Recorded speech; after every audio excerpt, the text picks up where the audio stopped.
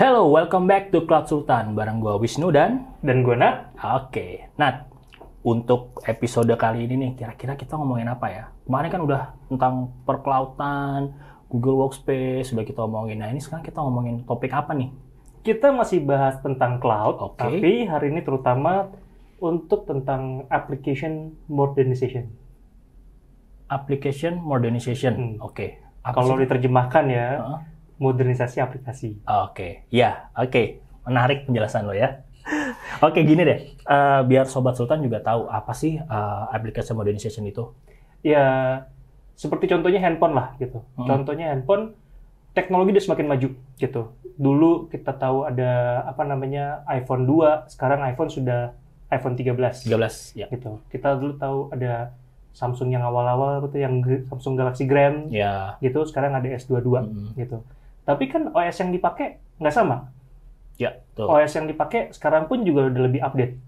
Kenapa? Karena perangkat-perangkat di dalamnya secara hardware itu juga sudah berkembang lebih baik gitu, sehingga aplikasi yang lama tidak bisa mengikuti.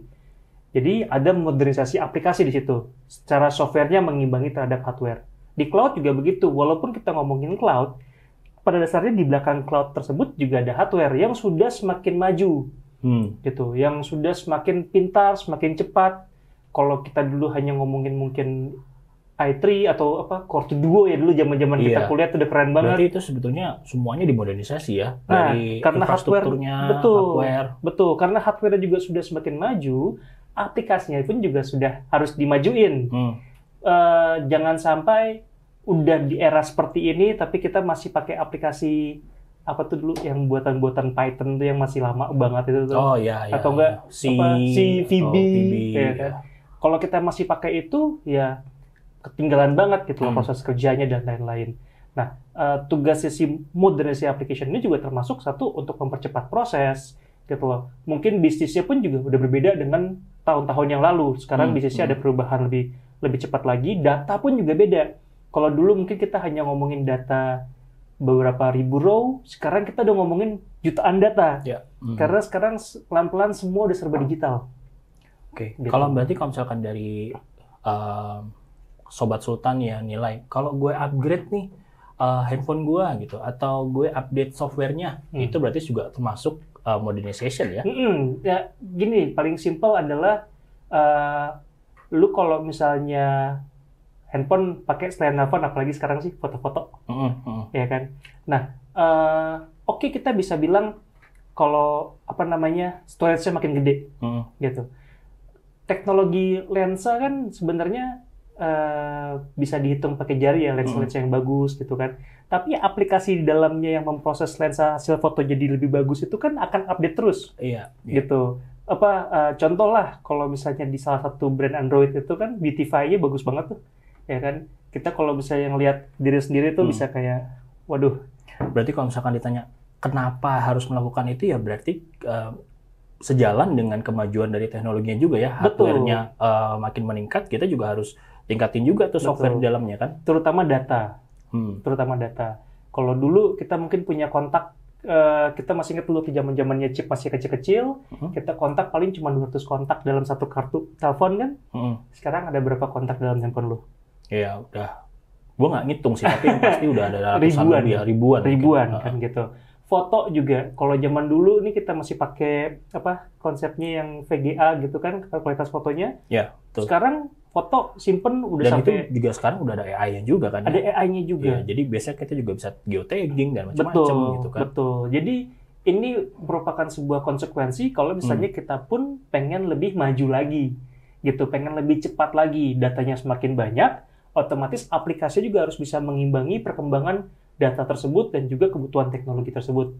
Iya. Gitu. Jadi kalau misalkan kita pernah ya dalam kondisi sudah pakai sudah belum pakai OS yang terbaru gitu kan, tapi hardware-nya sudah upgrade, biasanya kan ada beberapa aplikasi yang nggak jalan gitu ya. Nah, mungkin inilah yang jadi permasalahannya ya, kalau misalkan kita nggak melakukan modernisasi, ya minimal pada unit kita sendiri lah, device kita sendiri gitu ya. Ngomongin itu berarti kita juga sebenarnya keamanan juga sebenarnya part dari modernisasi. Contoh lah antivirus lah, ya kan. Kalau kita nggak update antivirusnya, kita pakainya yang tipe yang sekarang gitu aja kan, ya orang sudah mempelajari bagaimana melakukan penetrasi terhadap device tersebut karena dia tahu, oh antivirusnya pakai ini nih, kelemahannya ini nih. Makanya ada patch dan lain-lain diupdate terus juga mungkin ada fitur-fitur baru lagi. Fitur barunya ya. Gitu loh. Itulah part dari modernization. Bahkan salah satunya adalah otomasi. Nah, otomasi ini mungkin salah satu benefitnya kali ya? Betul, salah satu benefitnya dari modernization itu adalah otomasi atau sekarang lebih ngetrennya auto scaling ya. Oh, oke. Yeah. Jadi bisa scaling up atau bisa vertical scaling atau horizontal scaling ya gitu. Betul. Nah, contohnya nih misalnya saya bikin aplikasi gitu kan. Gue bikin aplikasi di mana mungkin sekarang aplikasi yang gue bikin ini yang akses orangnya cuma 100. Tiba-tiba besok jadi 10.000 gitu. Kan nggak mungkin cuma beda 3 bulan misalnya, gue harus beli server lebih gede lagi gitu. Kalau di cloud kan gue bisa scale-nya bisa nggak perlu ribet-ribet terhadap hardware. Nah, yang ribetnya tuh kadang gini, aplikasi gue ini mungkin diaksesnya sama orang-orang tertentu di jam-jam tertentu. Mungkin aplikasi gue ini untuk pemesanan makanan misalnya ya. Jadi orang yang buka aplikasi gue itu jam-jam 12 siang lah gitu. Atau enggak jam-jam 6 sore atau jam 6 sore sampai jam 10 malam. Itu banyak yang buka aplikasinya. Sekali buka mungkin 200.000 orang. Tapi dari jam 3 sore sampai jam 5 sore yang buka mungkin cuma 1.000 orang. Kan nggak mungkin gue server yang gue siapin, server di cloud itu gede banget gitu. Gede banget segitu ya. Wah, karena gue tahu nih jam 6 nanti bakal 100.000 orang yang akses. Ya gue nyalain server gue untuk nampung 100.000 di jam 3. Padahal yang akses cuma 1.000. Kan buang duitnya banyak. Gitu. Nah, tapi berarti kan harus gue kecilin untuk mencukupi tadi yang 1.000. Nah, tapi ini kejadiannya kan tiap hari. Kan repot kalau misalnya gue cuman lakuin manual. Gedein, kecilin. Nah, ini bisa dilakukan secara otomatis. Kita bikin schedule juga kan terkadang grow ini kan bisa dadakan. Gitu kan. Kita nggak bisa perkirakan. Makanya kita otomatiskan gitu. Kalau udah menemui threshold tertentu, naik. Nah, apalagi kalau misalkan sekarang ya, posisinya kan masih work from home nih ya. Beberapa Sobat Sultan juga masih work from home. Nah, ini mungkin agak susah nih buat memperkirakan gitu kan. Kira-kira, soalnya kan kalau misalkan di rumah, bisa jadi makan siangnya bisa jadi lebih cepat, atau mungkin juga lebih lama gitu, di atas jam 12 gitu. Nah, agak susah nih buat scalingnya gitu kan. Nah, kalau misalkan menggunakan otomatisasi tadi lebih enak ya. Jadi nggak usah menggunakan scheduling gitu ya. Iya. Kalau buat gue sebagai pelaku usaha tadi adalah lebih hemat, lebih efektif. Dan kalau misalkan juga startup yang baru mulai gitu ya, dan kira-kira dia juga masih belum bisa memperhitungkan nih kira-kira gue butuh server yang kayak gimana ya gitu. Nah, ini mungkin juga bisa digunakan juga ya teknologi ini ya. Betul. Tadi yang akses 1.000 orang, yang akses 100.000 orang gitu. Kalau misalnya nggak ada modernisasi seperti ini, begitu diakses 100.000 orang, walaupun udah dinaikin nih spek servernya gitu ya, jadi 64 GB RAM misalnya gitu, vCPU-nya 8, tapi aplikasi di dalamnya juga tidak diikuti, dia bisa menerima transaksi yang besar. Betul juga. Sama juga ya. Gitu loh. Cuma si aplikasinya pun juga selain tadi kita ngomongin spesifikasi dari servernya harus sesuai, si aplikasinya pun juga harus bisa menyimbangi tadi itu. Gitu loh. Jadi modernisasinya selain dari infrastruktur, ya jangan lupa juga aplikasi di dalamnya juga kita perlu modernisasi juga ya. Jangan sampai ya nggak up to date lah ya kedua hal tersebut gitu ya. Kalau kita ngomongin GCP nih ya, contoh penerapannya di modernisasi ini seperti apa sih? Aplikasi modernization ini seperti apa sih, Nat? Sebenarnya banyak. Di cloud itu banyak, nggak hanya di GCP. Di Workspace juga ada. Kalau kita ngomongin di GCP, contohnya adalah misalnya tadi, Compute Engine. Mungkin pertama kali masuk Compute Engine dulu kali ya. Compute Engine, kita sewa server dengan spek berapa. Tadi kita bisa melakukan auto scaling. Kalau tiba-tiba yang akses atau transaksinya menemui threshold tertentu, naikkan sekian besar. Gitu di Compute Engine-nya.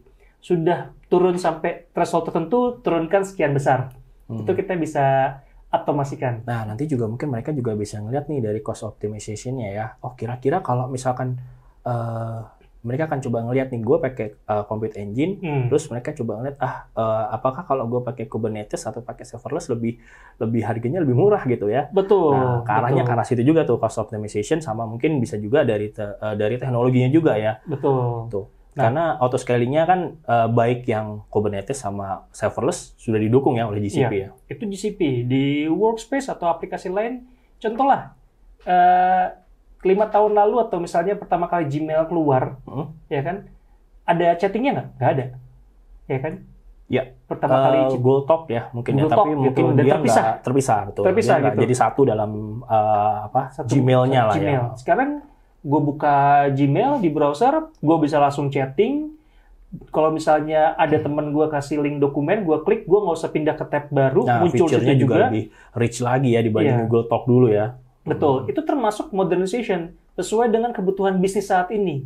Sehingga itu lebih cepat aksesnya karena kita di page yang sama. Gitu. Mungkin share sedikit dulu waktu gue pertama kali kerja, mentor gue itu mungkin agak sedikit strength. Strengthnya tuh gini, gue nggak pernah diizinin pakai mouse. Kalau kerja itu nggak boleh pakai mouse. Biar apa? Nggak ada waktu terbuang dari tangan dari keyboard ke mouse. Dia pindah ya. Iya. Walaupun cuma berapa detik. Tapi itu bisa save timing kerja. Sama juga sekarang kalau kayak di Gmail, kita nggak perlu buang waktu buka tab baru untuk tadi. Oh, chatting. Ya langsung di sampingnya email gue ada chatting. Oh, dikasih link dokumen nih. Gue klik dokumennya nggak perlu buka tab baru, di halaman yang sama dokumennya langsung kebuka. Betul. Walaupun hanya sekian second doang mungkin bedanya, gitu. Tapi secara optimisasi, kerja kolaborasi itu akan terasa berbeda. Nah, itu tadi modernisasi di sisi workspace. Ada tambahan nggak di sisi GCP-nya lagi, Google Cloud Platform-nya? Oke, kalau dari GCP kita bisa juga, nanti mungkin di episode selanjutnya ya, kita akan ngomongin masalah tentang Cloud SQL. Nah, itu juga salah satu modernisasi itu. Jadi kalau misalkan tadi kita ngomonginnya masalah Compute Engine, ya mungkin di awal-awal Sobat Sultan masukin database dalam Compute Engine. Nah, next-nya di modernisasi kita bisa menggunakan Cloud SQL sebagai salah satu pilihan ya untuk database. Nah, untuk tahu lebih detailnya mungkin nanti Sobat Sultan bisa nonton episode selanjutnya ya Nat ya, yang membahas tentang Cloud SQL gitu. Buat Sobat Sultan yang mau tahu lebih banyak, lebih dalam lagi terkait dengan application modernization, bisa hubungi kita melalui website www.pointstar.co.id. Jangan lupa subscribe dan like channel kita. And now, it's time to move to cloud. Goodbye, folks!